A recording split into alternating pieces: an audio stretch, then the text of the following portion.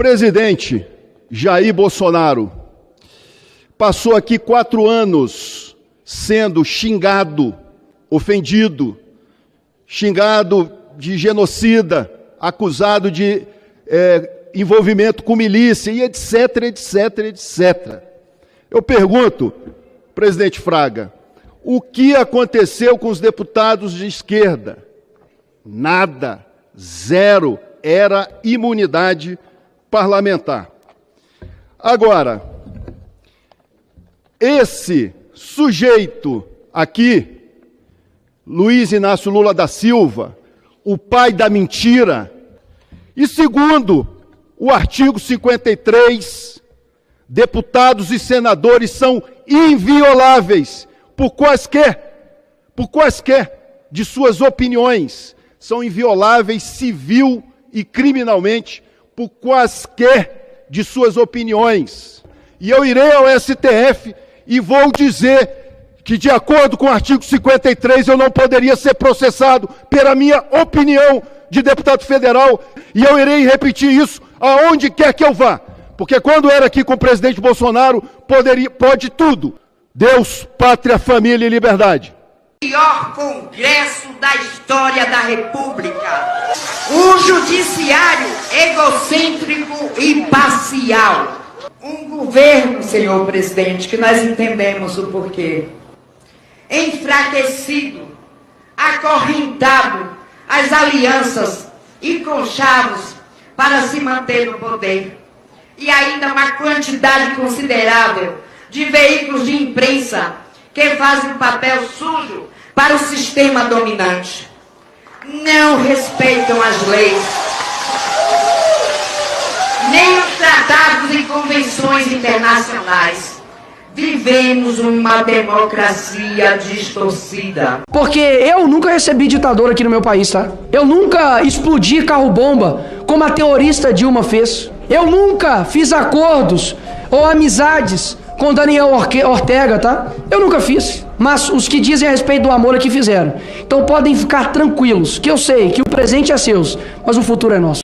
Os ministros, vossas excelências, vão pra rua! Vão pra rua pedir voto! Vai dar cara para bater. Se vocês querem legislar, então venha para a eleição. Venha para a eleição. Vem disputar a eleição. Porque essa casa aqui que vai legislar, essa casa aqui que é o representante do povo, representante dos estados, junto com a Câmara que vai legislar. Nós somos eleitos para isso, para legislar.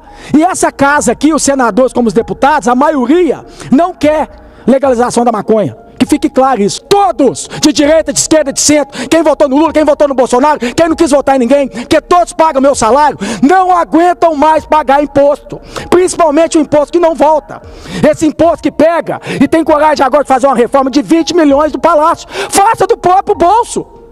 Quer gastar 14 milhões com internet? Faça do próprio bolso. Não faça o povo pagar imposto para ter mordomia e privilégio. Pois é, e não para por aí não. Agora você vai ver. Olha o que o Ciro Gomes falou sobre o Lula. O Ciro Gomes que andou com o Lula, ó, muito tempo. E ele fez uma denúncia grave agora e soltou os cachorros falando tudo sobre esse desgoverno que nós estamos vivendo hoje.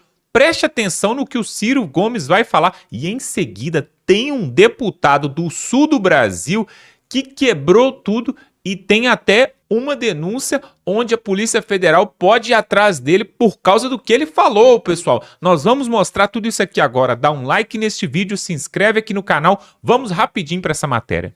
É uma pergunta simples, caramba, o Lula foi parar na cadeia. Será possível que não aprendemos nada? Ou nós acreditamos que o Lula foi inocentado? Ele não foi inocentado. Por que a direita consegue colocar gente na rua e a esquerda não? Porque a esquerda está desmoralizada. Isso é o PT. Um bando de canalha que me conhece há 100 anos. Nunca mais eu ando com essa gente, nem com o pau tore. O Supremo está discutindo maconha. Aí o Congresso Nacional, que também não tem nada a ver, se for olhar, muitos dali cheiram cocaína. Muitos cheiram cocaína, porque quem cheira cocaína é rico. Bolsonaro jamais seria presidente do Brasil se o PT e o Lula não tivessem oferecido aquele espetáculo macabro da pior recessão da história brasileira, a pior crise econômica da história brasileira, passionalizada pelo maior escândalo de roubalheira generalizada que o Lula e o PT promoveram no Brasil. E fica se apresentando de ter sido absolvido. O Supremo Tribunal Federal passar 5 anos para descobrir que o fórum próprio para julgar o Lula não era Curitiba e anular tudo e permitir que o Lula chegasse na campanha dizendo que foi absolvido como injustiçado. Olha, o Lula e o Bolsonaro são pessoas muito distintas. Eu conheço muito bem os dois.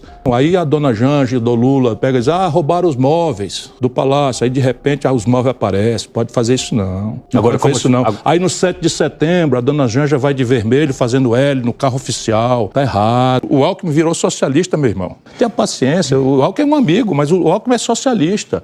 O PSOL agora defende a autonomia do Banco Central. Tenha paciência. E mesmo esse país está ferrado. Pro Lula, o direito, a coisa...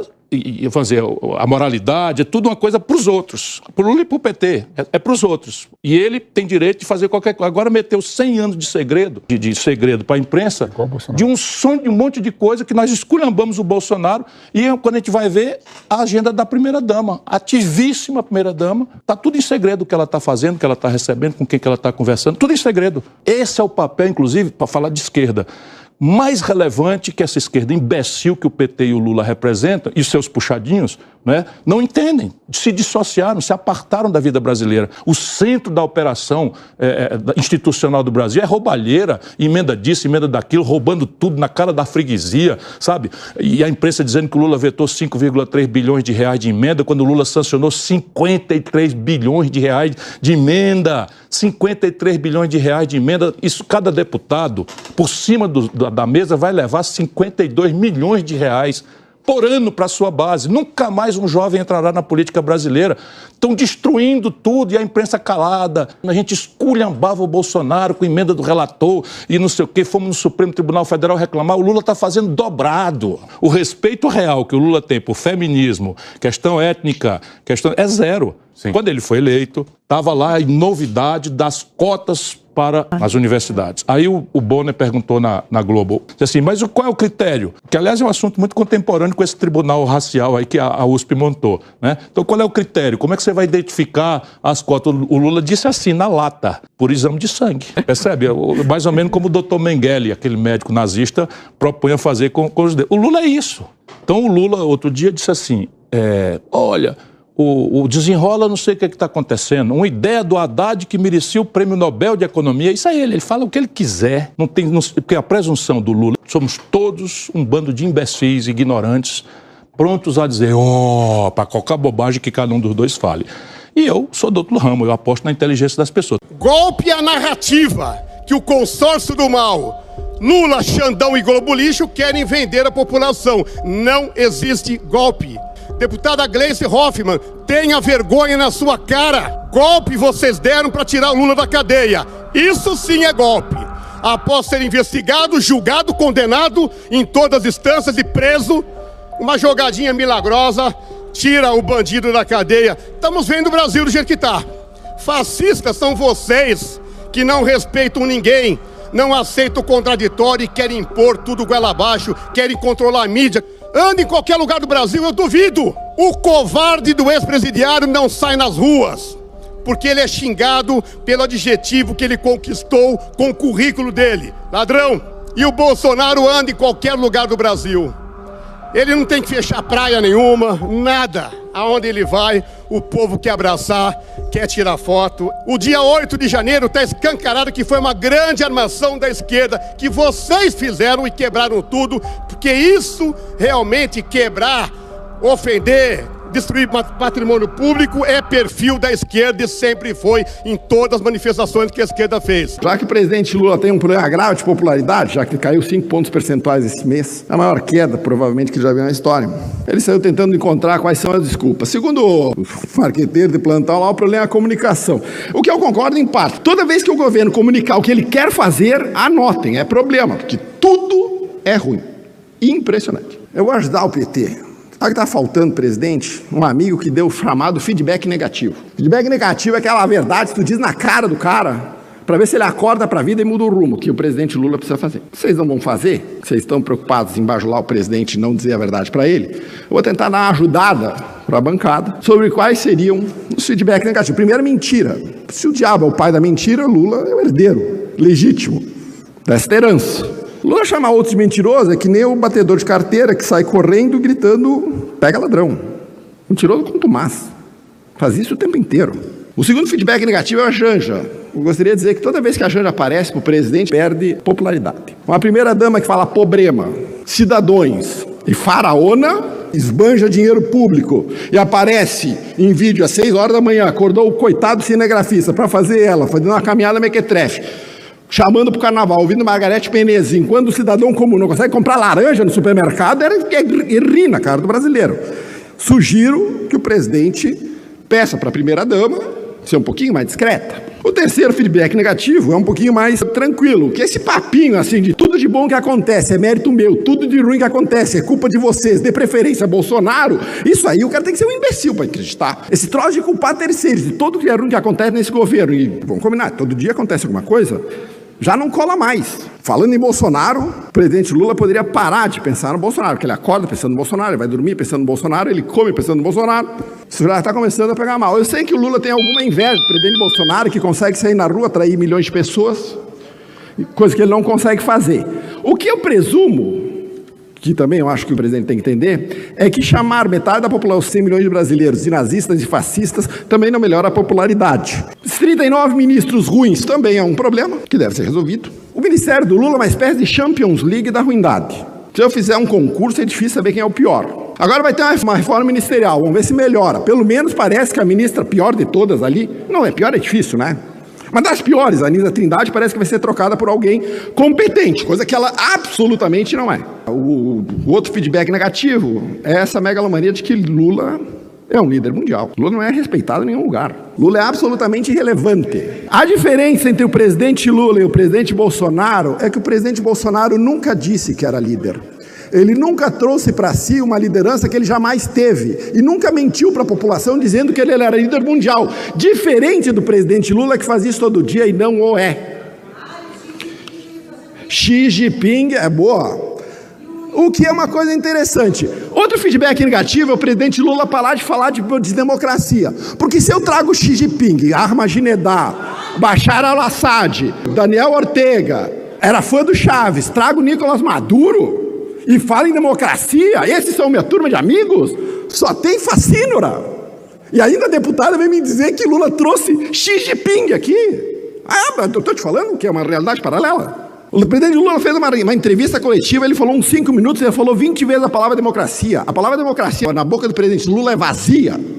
Ela não tem sentido nenhum. Ele nem sabe o que significa a palavra. Eu não vou falar da crueldade dos reféns de 8 de janeiro. Eu não vou falar da esquerda que fica louvando o filme Ainda Estou Aqui, Esperando a Picanha, com a Fernanda Torres, conta a história do pai do Marcelo Rubens Paiva, que foi assassinado na ditadura, o que é uma crueldade, o que está errado e que tem que ser punidos culpados, ao mesmo tempo que premia e aplaude a tortura que está sendo feita hoje aos reféns de 8 de janeiro, donas de casas, professoras, senhoras de idade, vovós, mães que estão presas única e exclusivamente para manter uma narrativa política de golpe. Esse assunto nunca vai passar em branco aqui. Voltando para a economia, picanha virou homenagem.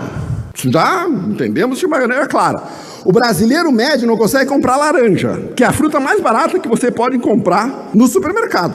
Passagem aérea, que o Lula falou que pobre ia voltar a andar de avião, nem 1% mais rico está conseguindo comprar. Se a inflação continuar no rumo que está, no ritmo que está, a próxima moeda que o Banco Central lançar, eu recomendo que ponha na moeda o javali. Já valia alguma coisa, hoje já não vale mais nada, depois da inflação causada por este governo que está pouco se lixando para a inflação, para o endividamento público, para o preço do dólar. Pobre não come dólar. Essa é a fala deles. Então, caros colegas da bancada, estou ajudando o presidente Lula. Talvez nesse caso, a popularidade dele, que está em 39%, que eu já acho exagerado, pare de cair. A nossa meta é dobrar a meta, chegar a 13%, que era a popularidade do Dilma pré-impeachment. Enquanto isso, talvez se o Lula pudesse seguir um pouquinho isso aqui, talvez a popularidade dele aumente um pouco. Não acredito muito, porque o governo é bem ruinzinho. O governo é muito ruinzinho. Tem que fazer muita pirotecnia para conseguir vender esse troço como alguma coisa bonita. Não existe no mundo trabalho mais difícil que ser parlamentar da bancada do Partido dos Trabalhadores. Os senhores deveriam ganhar um adicional por ter que subir aqui e defender este governo, hein? Esse governo vai destruir o país. Destruiu em 2014 e vai destruir se continuar desse jeito. Então, eu confesso mesmo que eu admiro a coragem do Partido Trabalhador subir aqui para defender o governo Lula. Deputada Sofia, eu já lhe disse, todo problema de comunicação do seu governo é o presidente Lula se comunicando. Se o presidente Lula se comunicar, pode anotar, deu problema. O Sidônio resolveu que o presidente Lula tem que ir pro TikTok. Tá tudo certo. Por incrível que pareça, eu até tô achando que o Pimenta, que era incompetente, nem era tão ruim assim, porque o Sidônio é bem pior. Levou o presidente Lula e deu para ele um microfone. E o presidente Lula foi pro Nordeste e ontem resolveu falar sobre combustível e preço dos combustíveis. Fez o que ele sabe fazer. Jogou a culpa da incompetência dele para terceiro. Abre aspas pro Lula. Mas quando sai o aumento, o povo pensa que é a Petrobras que aumentou. E nem sempre é a Petrobras, porque cada estado e cada posto tem liberdade de aumentar a hora que quer. E os impostos pagos são ICMS para os estados. Ou seja, ele responsabilizou os governadores, ele responsabilizou os distribuidores, ele responsabilizou o pobre do dono do posto de gasolina, não responsabilizou a Petrobras, não responsabilizou o Custo Brasil, passou pano para a ineficiência estatal, culpou os governadores de aumentarem o ICMS, mas deixou passar batido. Quando ele assumiu a presidência da República, os impostos federais sobre os combustíveis eram zero. O presidente Bolsonaro deixou zerado. A culpa de terceiro. O Lula não pode abrir mão dos impostos federais sobre combustível, porque ele precisa desse imposto para financiar a gastança. Mas culpar governadores, ele é campeão. Abre aspas para Lula. E eu estava dizendo para a máquina que é importante informar a população disso, para o povo saber quem xingar na hora de que aumenta, para o povo saber quem é o filho da mãe disso.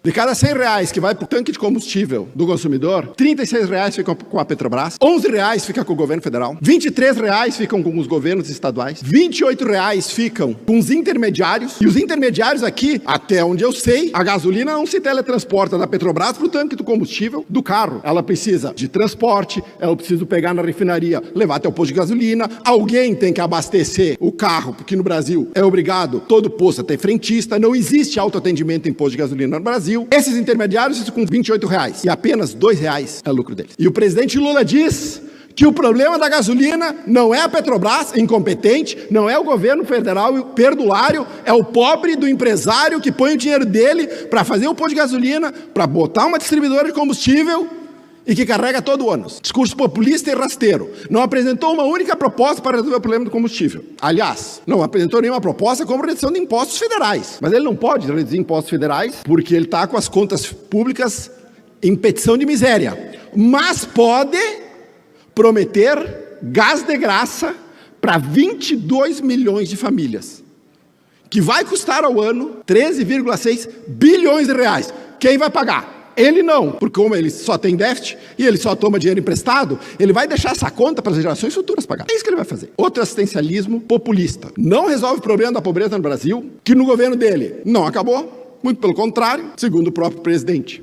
O que não falta no Brasil são pessoas pobres. Você não ouve o presidente falar num futuro de país, você não ouve ele falar falamos em educação aqui, melhora da qualificação da mão de obra, incentivo ao empreendedorismo, só assistencialismo barato. O presidente Lula não tem interesse nenhum em acabar com o assistencialismo, pelo contrário, ele trabalha e luta para manter a dependência do homem ao Estado, porque ele sabe que quanto mais dependente tu for do Estado, maior a probabilidade de tu votar no governo do PT na próxima eleição presidencial. Continuando esse circo de horrores que o presidente Lula está promovendo no Nordeste, ele resolveu falar de ovos. Abre aspas para Lula. Eu estou comendo, sabe o que agora? Ovo de ema. Elas botam o ovo, olha, no tamanho da cabeça de vocês. O presidente Lula humilha o pobre de um jeito diferente. Vocês estão observando aqui. Até onde eu saiba, comer ovo de ema é crime, se o produtor não tiver autorizado pelo IBAMA. Poderia dar uma investigada. Ele disse que ele também quer comer ovo de jabuti, o que também é crime. E mais, ele disse, abre aspas para Lula, estou comendo agora ovo de pata. Ovo de pata diz que tem mais substância. Comeu um jovem de 79 anos, eu tenho que comer muito ovo de pata. Ovo de galinha fica para vocês que são jovens.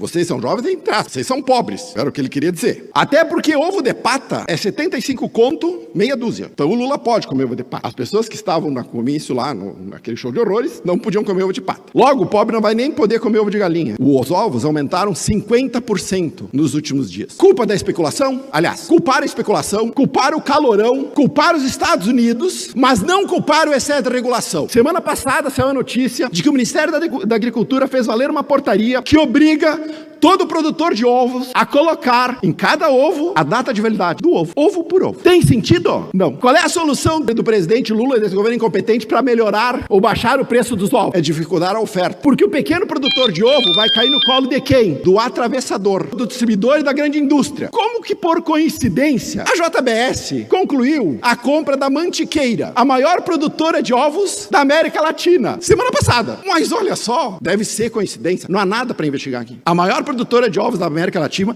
uma das maiores do mundo. Negociação que foi começada há um ano atrás, terminou semana passada. Não adianta. É uma enxadada, uma minhoca. Toda a maracutaia desse governo tem os irmãos Batista envolvidos. Brasil de Lula voltou, Brasil das negociatas e do Brasil das coincidências. Sempre a favor, obviamente, dos amigos do PT. Só para mim também dar uma encerrada, eu nem acredito que eu vou dizer, que o Paulo Pimenta, no meu entender, consegue ser melhor do que o Sidônio, troço mais horroroso que eu já vi assumir a comunicação de qualquer governo. A ideia de que o presidente Lula é um prefeito tiktoker, no estilo João Campos do PSB, do qual o Sidônio foi marqueteiro, talvez não dê certo. Aliás, provavelmente não dá certo. Uma das ações que o Sidônio fez junto com a Janja foi redirecionar dinheiro dos grandes meios de comunicação para blogueiros amigos. Vou dar um nome aqui. Sites amigos de Lula. A reação foi imediata. 24% de aprovação. Quem não pulou da barca ainda tá no beiral. Louco para desembarcar desse governo incompetente. Vai terminar com 10% de aprovação. Nosso papel é terminar com 0. Dia 16 de março tem manifestação. Vamos ajudar a dobrar a meta. 24 é muito. Muito! Aí a Janja, pelo jeito, manda e desmanda no Palácio do Planalto, resolveu dizer, menos dinheiro para Globo, mais dinheiro pro Diário do Centro do Mundo, ou do Brasil 247. Resultado, a Daniela Lima, porta-voz do regime, pulou da barca e resolveu desancar o governo. Começou pela Janja, dizendo que a Janja isola o presidente Lula das reuniões, proíbe reuniões políticas no Palácio da Alvorada. Proíbe! Não, aqui é a minha casa. Bem típico de petista, pegar a coisa pública e dizer que é dele. E aí, o presidente Lula está esperado, já viajar, para poder fazer reuniões políticas. O Cacai, que é um dos caras do Prerrogativas, lá um advogado do Prerrogativas, também disse que o presidente Lula está isolado. E quase disse, não usou essa palavra, mas sequestrado. A responsável pelo isolamento é Janja. Eu até acho, sinceramente, que pro PT é bom isolar o presidente Lula, porque quando ele vem a público e fala, você já vira o desastre, né? Fala de ovo, de pata, terceiriza a culpa, fala, a senhora lá que não tem dente, tem 50 anos, então não tem vergonha de ser desdentada. Eu já falei que o Lula humilha o pobre de uma maneira diferente. Continuando essa, digamos, expose do governo PT, a Daniela Lima falou da reunião fatídica que começou a derrocada da popularidade desse governo, que foi a reunião do corte de gastos, onde se decidiu também anunciar isenção de imposto de renda para quem ganha até 5 mil reais. O Haddad foi contra. O Sidônio convenceu de que esse era o caminho. E o Lula comprou a versão do Sidônio. Quando ficou decidido que iam divulgar os 5 mil reais, o Haddad pediu para todo mundo sair da sala que ele tinha que fazer uma conferência ou uma audiência com o presidente. Ficaram na sala Lula, Galípolo e Haddad. E pediu para o Galípolo dizer para o presidente o que ia acontecer. E segundo a Daniela Lima, o Galípolo avisou o presidente que o dólar ia passar de 6 reais. Eu já sabia que o Haddad era incompetente, incapaz, mas não sabia que ele era covarde e cagueta. Só tinha 3 na sala e a Daniela Lima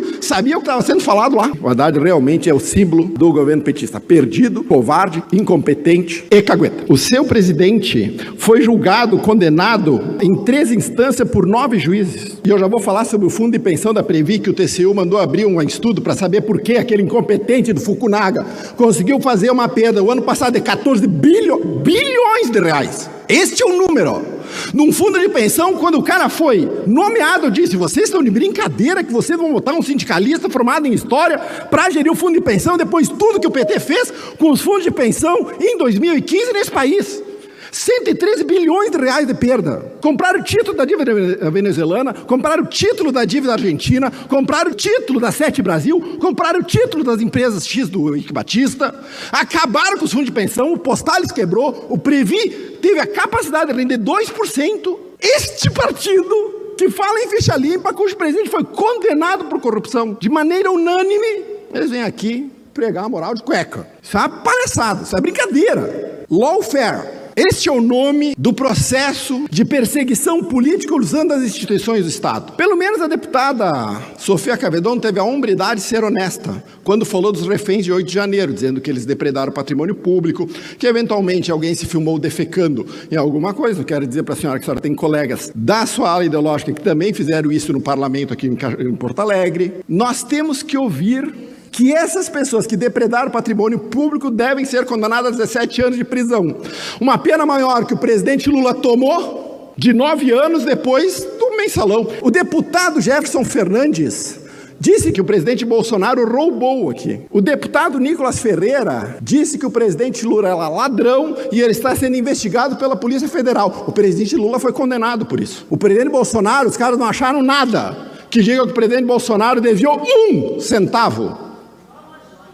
O presidente Lula ganhou 3 relógios. Um deles foi do Gaddafi. E outro que ele ganhou, usa no pulso, custa R$80 mil. O presidente Bolsonaro está sendo culpado por ter ganho um Rolex e não ter devolvido. O presidente Lula usa o relógio que ele ganhou no pulso. Um Piaget de 80 mil. Esta é a lei. Para mim, os rigores. Para Lula, qualquer coisa. Está liberado, ficha limpa. Ele e João Vacari Neto, o ardiloso arquiteto dos rombos do fundo de pensão, que hoje ainda tem influência na Petrobras e tem influência na indicação dos gestores de fundo de pensão do Brasil. 2,1% foi o rendimento do fundo de pensão conservador da Previ em 2024, sob gestão do Fukunaga.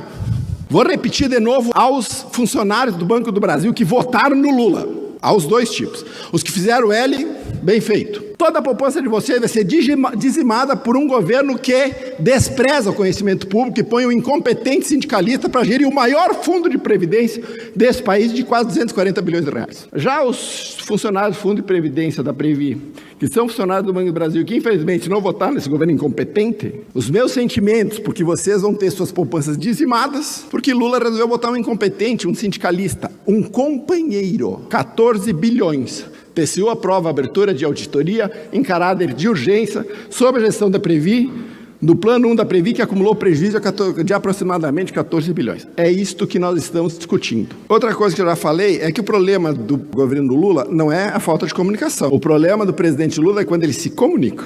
Se o Sidônio Palmeira foi chamado para tentar resolver o problema de comunicação e vai fazer o presidente Lula falar em entrevista coletiva, eu já vou dizer para vocês que a estratégia está redondamente equivocada. O presidente Lula falou o seguinte: uma das coisas mais importantes para que a gente possa controlar o preço é o próprio povo. Você sabe disso. Se você vai no supermercado aí em Salvador e você desconfia que tal produto está caro, você não compra.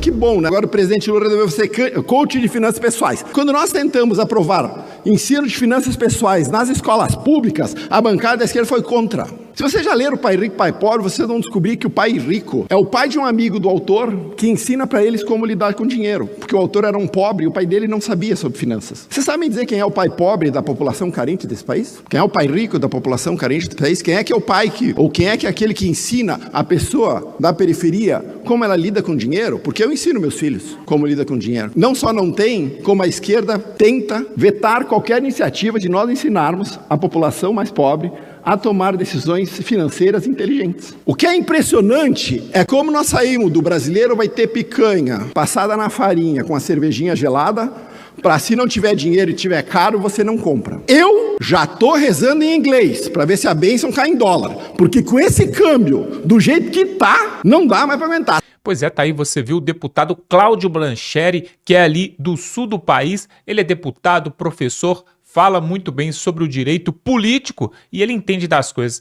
Agora, tudo isso que nós mostramos aqui, pessoal, o povo brasileiro já sabia. O povo brasileiro já sabia que ia ser assaltado de novo.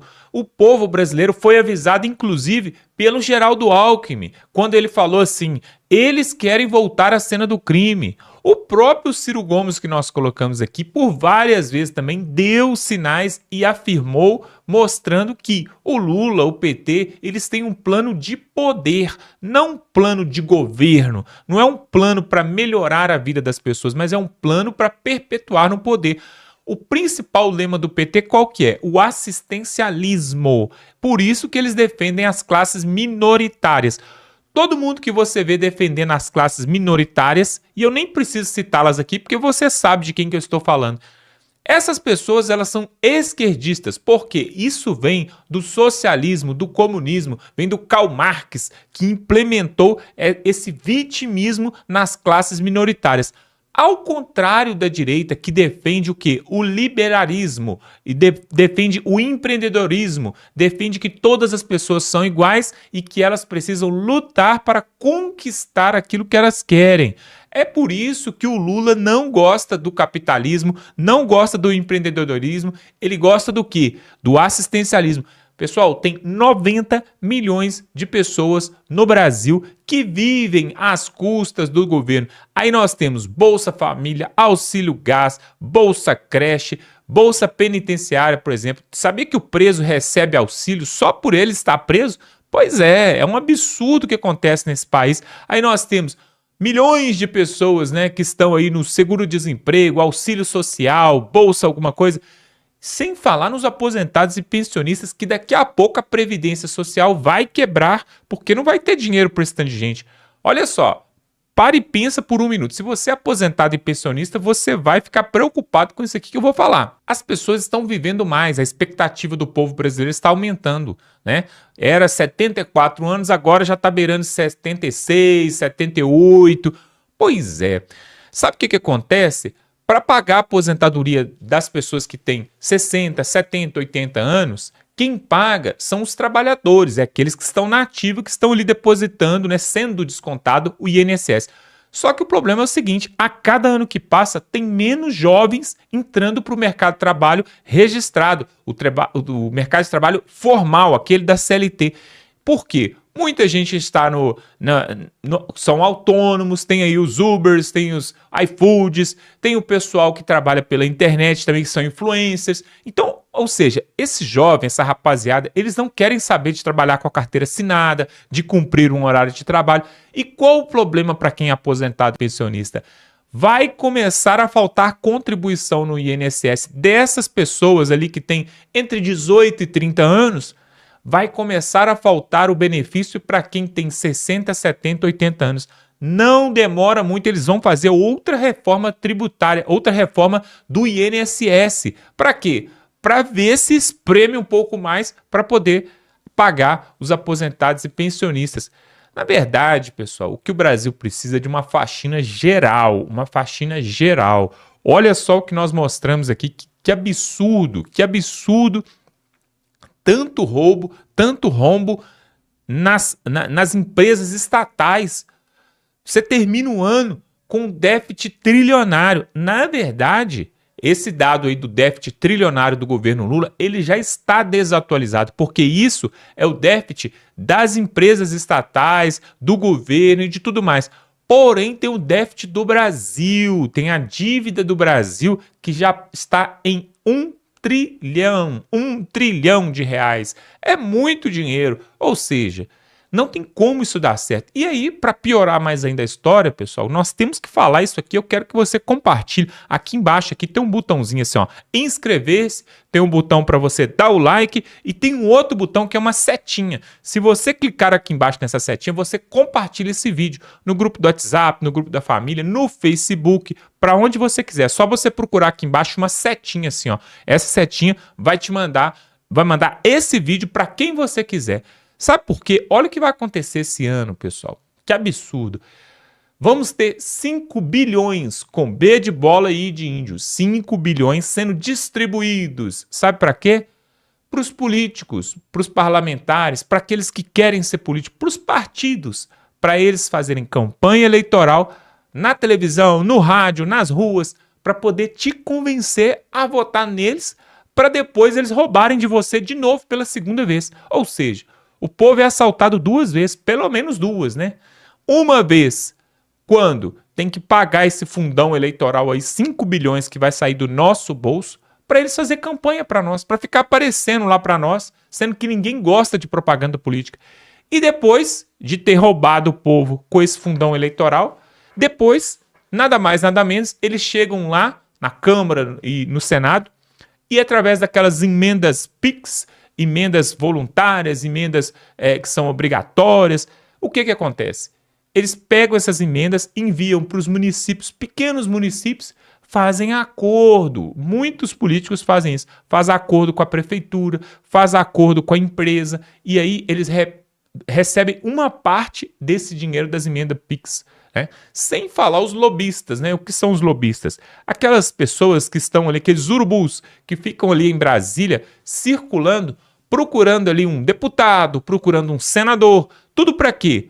Para poder convencê-los a votar ou colocar em votação ali um projeto de lei, algum tipo de atividade que vai beneficiar o negócio dele, que vai beneficiar a empresa dele. E aí o cara já está com tudo engatilhado. Ou seja, ele vai lá no Congresso, fala assim, olha, se essa lei passar aqui, se for aprovada, o presidente do Congresso, presidente da Câmara, o senador, o deputado, eu te dou 10%. E às vezes, pessoal, nós estamos falando de 10%, mas 10% é 1 milhão, 2 milhões, 3 milhões, porque é um negócio milionário, multimilionário. Então, toda essa corrupção que acontece no Brasil, na verdade, para fechar esse vídeo, eu estou para te falar o seguinte, a culpa é do próprio povo, que quando chega nas eleições, nem gosta de votar. E aqueles que vão votar, vota por causa do botijão de gás, como acontece em muitos estados. Coloca aqui nos comentários de qual estado você é, de qual cidade você é, se aí na sua cidade, aí no seu estado tem compra de voto. Se aí aparece, na época das eleições, aparece alguém querendo te dar um telhado, querendo dar aí, né, uma Bolsa Família, querendo dar uma cesta básica, alguma coisa aí, para poder ganhar voto. Isso acontece demais. Coloca aqui nos comentários. O que nós não podemos deixar de fazer, pessoal, é fiscalizar e cobrar os políticos, senadores, deputados que estarão ali em Brasília a partir deste ano. Sabe por quê?